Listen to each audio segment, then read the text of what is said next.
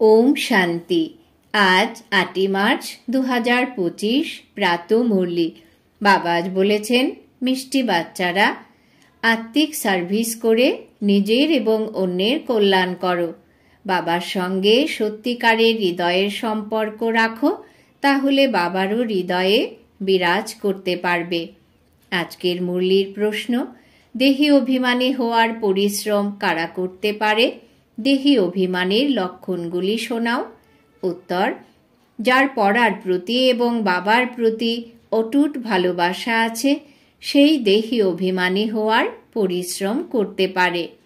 সে শীতল হবে, কারোর সঙ্গেই অধিক কথা বলবে না। তার বাবার প্রতি লাভ থাকবে। তার চলন অত্যন্ত রয়্যাল হবে। তার এই নেশা থাকে যে আমাকে ভগবান পড়ান, আমি তার সন্তান। সে সুখদায়ী হবে, প্রতি পদে শ্রীমত অনুসরণ করবে। ওম শান্তি। বাচ্চাদের সার্ভিস সমাচারও শোনা উচিত। আবার মুখ্য সার্ভিসেবল মহারথী যারা, তাদের রায়ও শোনা উচিত। বাবা জানেন যে সার্ভিসেবল বাচ্চাদেরই বিচার সাগর মন্থন চলবে। মেলা বা প্রদর্শনীর ওপেনিং কাকে দিয়ে করানো যায়, কি পয়েন্টস শোনানো যায়। শঙ্করাচার্য আদি যদি তোমাদের এই কথা বুঝতে পারে, তাহলে বলবে যে এখানকার জ্ঞান তো অনেক উচ্চ। এদের যিনি পড়ান তিনি খুব তীক্ষ্ণ মনে হয়। ভগবান যে পড়ান তারা তো মানবে না। তাই প্রদর্শনী আদির উদ্বোধন করতে যারা আসে, তাদের কি বোঝানো হয় সেই সমাচার সবাইকে বলা উচিত, অথবা টেপে শর্টে ভরে রাখা উচিত। গঙ্গে দাদি যেমন শঙ্করাচার্যকে বুঝিয়েছেন, এমন সেবা পরায়ণ বাচ্চারা বাবার হৃদয়ে বিরাজ করে। এমনিতে তো স্থূল সেবা রয়েছেই, তবুও বাবার অ্যাটেনশন আত্মিক সার্ভিসের প্রতি যাবে, যা কিনা বহু মানুষের কল্যাণ করে। যদিও কল্যাণ তো প্রতি বিষয়েই আছে। যদি যোগযুক্ত হয়ে বানানো যায়, তাহলে ব্রহ্মা ভোজন বানানোতেও কল্যাণ আছে। এমন যোগযুক্ত রন্ধনকারী যদি থাকে, তাহলে ভান্ডারাতে অনেক শান্তি থাকে। স্মরণের যাত্রায় থাকো। কেউ এলে তৎক্ষণাৎ তাকে বোঝাও। বাবা বুঝতে পারেন সার্ভিসেবল বাচ্চা কারা। যারা অন্যদেরও বোঝাতে পারে, তাদেরই বিশেষ করে এই সেবার জন্যে ডাকেন। তাই সেবা যারা করে, তারাই বাবার হৃদয়ে বিরাজ করতে পারে। বাবার সম্পূর্ণ অ্যাটেনশনও সার্ভিসেবল বাচ্চাদের প্রতিই যায়। কেউ তো সম্মুখে মুরলি শুনেও কিছু বুঝতে পারে না। তাদের ধারণাই হয় না, কারণ অর্ধকল্পের দেহবোধের রোগ অতি দৃঢ়। খুব অল্পই তো তা দূর করার জন্যে খুব ভালোভাবে পুরুষার্থ করে। অনেকেই দেহি অভিমানী হওয়ার পরিশ্রম পর্যন্ত করে না। বাবা বোঝান, বাচ্চারা, দেহি অভিমানী হওয়ার অনেক পরিশ্রম। কেউ যদি চার্টও পাঠায়, তাও তা সম্পূর্ণ নয়। তবুও কিছু অ্যাটেনশন তো থাকে। দেহি অভিমানী হওয়ার প্রতি অ্যাটেনশন খুব কমেরই থাকে। দেহি অভিমানী খুবই শীতল হবে। তারা এত বেশি কথা বলবে না। তাদের বাবার প্রতি এত প্রেম থাকবে যে এ কথা জিজ্ঞাসা করো না। আত্মার এত খুশি হওয়া উচিত যে কখনো কোনো মানুষের তা হবে না। এই লক্ষ্মীনারায়ণের তো জ্ঞান থাকবেই না। জ্ঞান তো তোমাদের মতো বাচ্চাদেরই আছে, যাদের ভগবান পড়ান। ভগবান আমাদের পড়ান, এই নেশাও তোমাদের মধ্যে 2-1 জনেরই থাকে। যারা স্মরণে থাকে, তাদের আচার আচরণ খুবই রয়্যাল হবে। আমরা ভগবানের সন্তান, তাই এমন মহিমাও আছে। অতীন্দ্রিয় সুখের কথা গোপিনীদের জিজ্ঞাসা করো, যারা দেহি অভিমানী হয়ে বাবাকে স্মরণ করে। যারা স্মরণ করে না, তাই শিব বাবার হৃদয়েও বিরাজ করতে পারে না। শিব বাবার হৃদয়ে বিরাজ করতে না পারলে দাদার হৃদয়েও বিরাজ করতে পারবে না। ওনার হৃদয়ে বিরাজ করলে অবশ্যই এনার হৃদয়েও বিরাজ করবে। বাবা প্রত্যেকের কথাই জানতে পারেন। বাচ্চারা নিজেরাও বুঝতে পারে যে তারা কি সেবা করছে। এই সেবার শখ বাচ্চাদের মধ্যে অনেক থাকা চাই। কারোর আবার সেন্টার করার শখও থাকে, কারোর আবার চিত্র বানানোর শখ থাকে। বাবাও বলেন, আমার জ্ঞানী আত্মা বাচ্চা প্রিয়, যে বাবার স্মরণেও থাকে আবার সেবা করার জন্যে অস্থির হয়। কেউ তো আবার একদমই সেবা করে না, বাবার কথাও মানে না। বাবা তো জানেন যে কাকে কোথায় সেবা করতে হবে, কিন্তু দেহ অভিমানের কারণে নিজের মতে চলে, তাই বাবার হৃদয়ে বিরাজ করতে পারে না। অজ্ঞান কালেও কোনো কোনো বাচ্চার খারাপ চলন হয়, তো তারাও বাবার হৃদয়ে বিরাজ করতে পারে না। তাদের কুপুত্র মনে করা হয়, সঙ্গদোষে তারা খারাপ হয়ে যায়। এখানেও যারা সেবা করে তারাই বাবার কাছে প্রিয় হয়, আর যারা সেবা করে না তাদের বাবা ভালোই বাসেন না। মনে করা হয় ভাগ্য অনুসারেই তারা পড়বে, তবুও ভালোবাসা কাদের উপর থাকবে? এই তো নিয়ম, তাই না? বাচ্চা ভালো বাচ্চাদের বাবা খুব ভালোভাবে ডাকবেন, বলবেন তোমরা খুবই সুখদায়ী, তোমরা পিতার স্নেহী। যারা বাবাকে স্মরণে করবে না তাদের পিতার স্নেহী বলাই হবে না। দাদা স্নেহী হতে হবে না, স্নেহী হতে হবে বাবার। যে বাবার স্নেহী হবে তার কথাবার্তা আচার ব্যবহার অত্যন্ত মধুর আর সুন্দর হবে। বিবেক বলবে, যদিও টাইম আছে, তবুও এই শরীরের কোনো ভরসাই নেই, বসে বসেই অ্যাক্সিডেন্ট হয়ে যায়, কারোর আবার হার্ট ফেলও হয়ে যায়, কারোর রোগে ধরে যায়, হঠাৎ মৃত্যু এসে যায়। তো এই শ্বাসের ওপর কোনো ভরসা নেই। ন্যাচারাল ক্যালামিটিজেরও এখন প্র্যাকটিস চলছে। অসময়ে বৃষ্টি হলেও ক্ষতি হয়ে যায়। এই দুনিয়াই হলো দুঃখ দেওয়ার দুনিয়া। বাবাও এমন সময়ে আসেন যখন অনেক দুঃখ, এখানে রক্তের নদীও বইবে। এই চেষ্টা করা উচিত যে আমরা পুরুষার্থ করে 21 জন্মের জন্য কল্যাণ তো করে নেই। অনেকের মধ্যেই নিজের কল্যাণ করার ইচ্ছে দেখা যায় না। বাবা এখানে বসেও যখন মুরলি চালান তখনও বুদ্ধি সার্ভিসেবল বাচ্চাদের প্রতিই থাকে। এখন শঙ্করাচার্যকে প্রদর্শনীতে ডাকা হয়েছে, নইলে এরা কোথাও যায় না। এদের অনেক অহংকার, তাই এদের সম্মানও করতে হয়। ওপরে সিংহাসনে বসাতে হয়, এমন নয় যে সাথে বসতে পারে, তা নয়। এদের অনেক সম্মান করা চাই। নির্মাণ হলে তবে এরা রূপ ইত্যাদির সিংহাসন ত্যাগ করতে পারবে। বাবাকে দেখো, কত সাধারণ থাকেন, কেউ জানতে পারে না। বাচ্চারা তোমাদের মধ্যেও খুব সামান্যই জানে বাবা কত নিরহংকারী। এ তো বাবা আর বাচ্চাদের সম্বন্ধ, তাই না?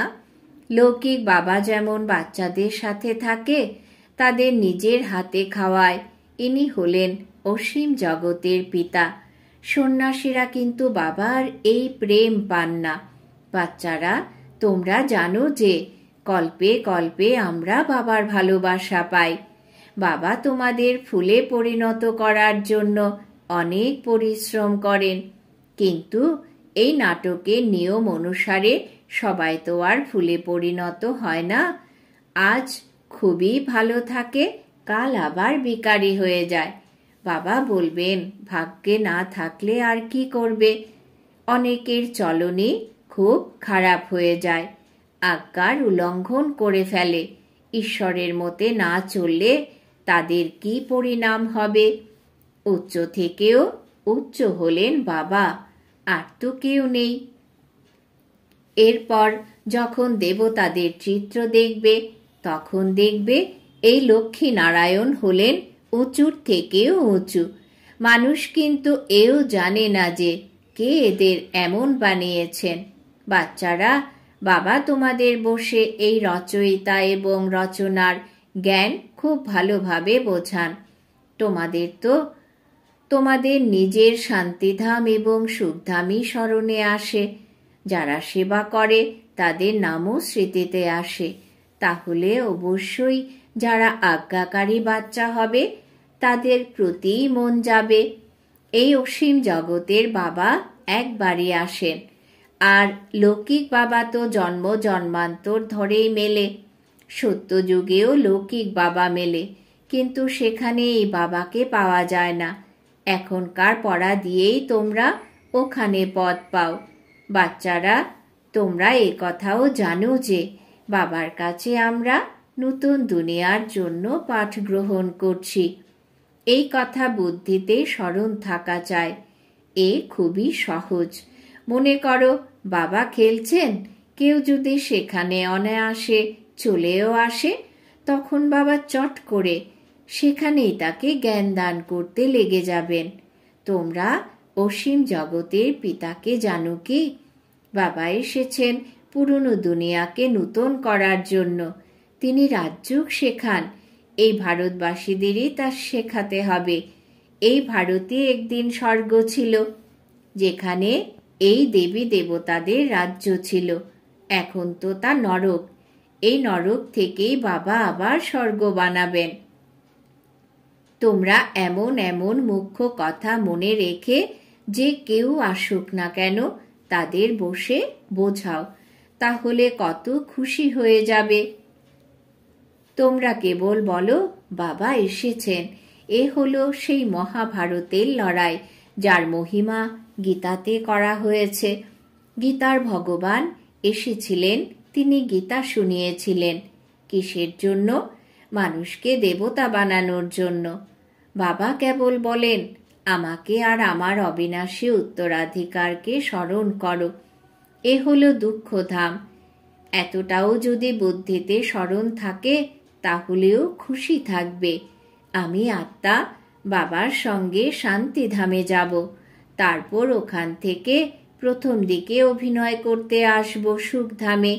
কলেজে যেমন পড়ে, তো মনে করে আমরা এই পড়ি, তারপর এই হব, ব্যারিস্টার হব বা পুলিশ সুপারিনটেন্ডেন্ট হব, এত অর্থ উপার্জন করব, খুশির পারদ চড়ে থাকবে। বাচ্চারা, তোমাদেরও এমন খুশিতে থাকা চাই। আমরা অসীম জগতের পিতার কাছ থেকে এমন অবিনাশী উত্তরাধিকার পাই, তারপর আমরা স্বর্গে নিজেদের মহল বানাবো। সারা দিন বুদ্ধিতে যদি এই চিন্তন থাকে তাহলে খুশিতে থাকবে, নিজের এবং অন্যদেরও কল্যাণ করবে। যেই বাচ্চাদের কাছে জ্ঞান ধন আছে তাদের কর্তব্য হলো দান করা। যদি ধন থাকে অথচ দান না করে তাদের অমানুষ বলা হয়। তাদের কাছে ধন থেকেও যেন নেই। ধন থাকলে অবশ্যই দান করো। খুব ভালো ভালো মহারথী বাচ্চা যারা আছে তারা সর্বদা বাবার হৃদয়ে বিরাজ করেন। কারোর কারোর জন্যে মনে হয় এ হয়তো নেমেই যাবে। পরিস্থিতিই এমন হয়।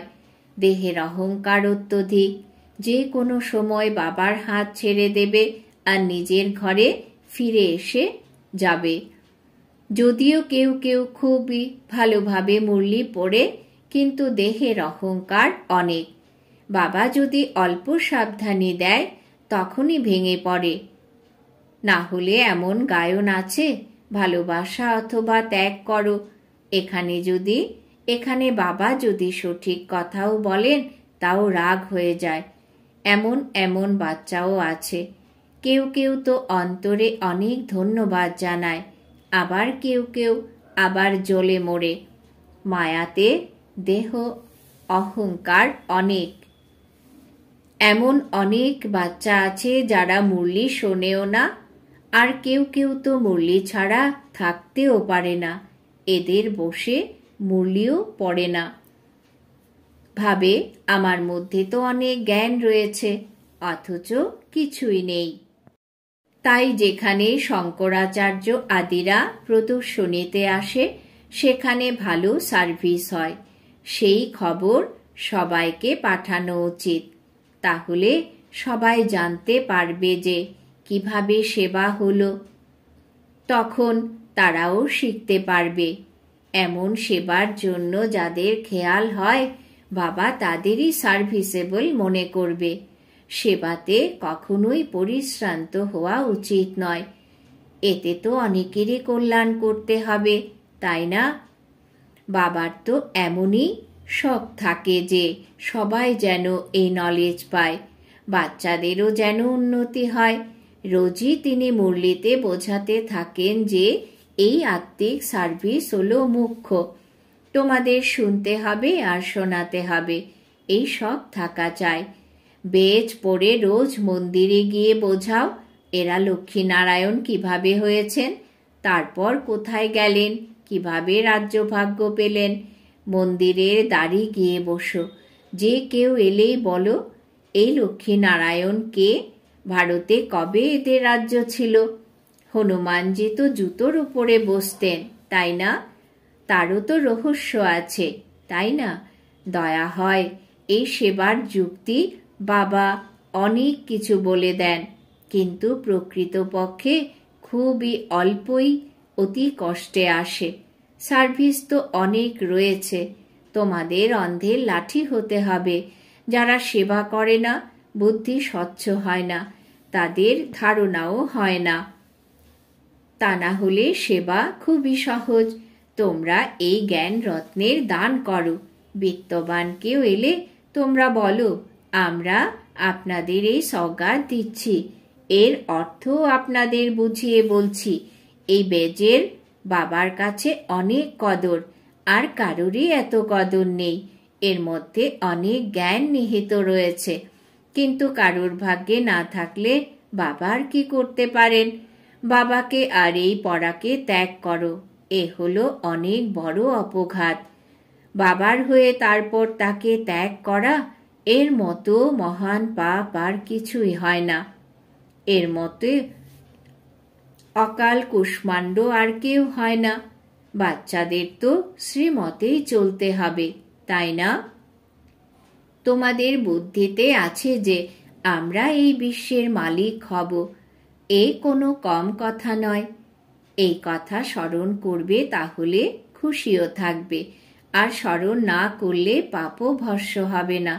তোমরা যখন অ্যাডাপ্ট হয়েছ, তাহলে তো খুশির পারদ চড়া উচিত, কিন্তু মায়া এতে অনেক বিঘ্ন উৎপন্ন করে। যারা পাকাপোক্ত হয়নি তাদের ফেলে দেয়। যারা বাবার শ্রীমত শোনে না, তারা আর কি পদ প্রাপ্ত করবে? অল্প কথা শুনলে পদও ছোট পাবে, ভালোভাবে শ্রীমতে চললে উঁচু পদ পাবে। এ এখন অসীম জগতের রাজধানী স্থাপন হচ্ছে, এতে খরচ ইত্যাদির কোনো কথাই নেই। কুমারীরা আসে, তারা অনেককে টেনে আনে, নিজের সমান বানায়, এতে কোনো ফি ইত্যাদির কথাই নেই। বাবা বলেন আমি তোমাদের স্বর্গের বাদশাহী দিই, আমি কিন্তু স্বর্গে আসিই না। শিব বাবা তো দাতা, তাই না? তাকে খরচ কি দেবে? তিনি তো সবকিছুই তাকে দিয়ে দিয়েছেন, উত্তরাধিকারী বানিয়ে দিয়েছেন। প্রতিফলে দেখো রাজত্ব তো পাও, তাই না? ইনি হলেন সর্বপ্রথম উদাহরণ। সম্পূর্ণ বিশ্বে স্বর্গের স্থাপনা হয়, 1 পয়সাও খরচ লাগে না। আচ্ছা, মিষ্টি মিষ্টি হারানিধি বাচ্চাদের প্রতি মাতা পিতা বাপদাদার স্মরণের স্নেহ সুমন আর সুপ্রভাত। আত্মাদের পিতা তার আত্মারূপী বাচ্চাদের জানাচ্ছেন নমস্কার। আমরা আত্মারূপী বাচ্চারা আমাদের মাতা পিতা বাপদাদাকে জানাই স্মরণের স্নেহ সুমন সুপ্রভাত নমস্কার। ধারণার জন্যে মুখ্য সার। 1. পিতা স্নেহী হওয়ার জন্যে খুবই সুখদায়ী হতে হবে। নিজের চাল চলন এবং বাণী খুবই মধুর এবং রয়্যাল রাখতে হবে, সার্ভিসেবল হতে হবে, নিরহংকারী হয়ে সেবা করতে হবে। 2.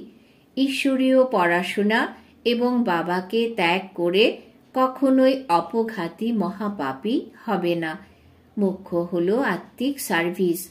এই সার্ভিসে কখনো পরিশ্রান্ত হবে না। জ্ঞান রত্নের দান করতে হবে, অমানুষ হবে না। বরদান। বাবাজ বরদান দিয়েছেন, সদা নিজ ধাম আর নিজ স্বরূপের স্মৃতিতে থেকে অপরাম, ডিট্যাচ আর প্রিয় ভব। সদা নিজ ধাম আর নিজ স্বরূপের স্মৃতিতে থেকে অপরাম, ডিট্যাচ আর প্রিয় ভব। ব্যাখ্যা। নিরাকারী দুনিয়া আর নিরাকারী রূপের স্মৃতি সদা ডিটেচ আর প্রিয় বানিয়ে দেয়। আমরা হলামই নিরাকারী দুনিয়ার নিবাসী। এখানে সেবার জন্য অবতীর্ণ হয়েছি। আমরা এই মৃত্যুলোকের বাসিন্দা নই, শুধু অবতার হয়েছি। কেবল এই ছোট কথাটি স্মরণে রাখো, তবে উপরাম হয়ে যাবে। যারা নিজেকে অবতার না মনে করে গৃহস্থী মনে করে, অর্থাৎ গৃহস্থীর গাড়ি আবর্জনাতে ফেঁসে থাকে। গৃহস্থী হলো ভারী বোঝার স্থিতি, আর অবতার হলো একদমই হালকা। অবতার মনে করলে নিজের আপন ধাম, আপন স্বরূপ স্মরণে থাকবে আর উপরাম হয়ে যাবে। স্লোগান। ব্রাহ্মণ হল সে যে শুদ্ধি আর বিধিপূর্বক প্রতিটি কার্য করে। ব্রাহ্মণ হল সে যে শুদ্ধি আর বিধিপূর্বক প্রতিটি কার্য করে। আজকের সমান আমি ডিটেচ এবং প্রিয় আত্মা। আজকের জন্য অব্যক্ত ইশারা। সত্যতা আর সভ্যতারূপী কালচারকে ধারণ করো। যারা নির্মাণ হয় তারাই নবনির্মাণ করতে পারেন। শুভ ভাবনা বা শুভ কামনার বীজই হল নিমিত্ত ভাব আর নির্মাণ ভাব। লৌকিক জগতের মান নয়, অর্থাৎ নির্মাণ। এখন তোমাদের জীবনে সত্যতা আর সভ্যতার সংস্কারও ধারণ করো। যদি না চাইতেও কখনো ক্রোধ বা বিরক্তি ভাব এসে যায়, তখন হৃদয় থেকে বলো, মিষ্টি বাবা, তাহলে এক্সট্রা সহায়তা প্রাপ্ত হয়ে যাবে। ওম শান্তি।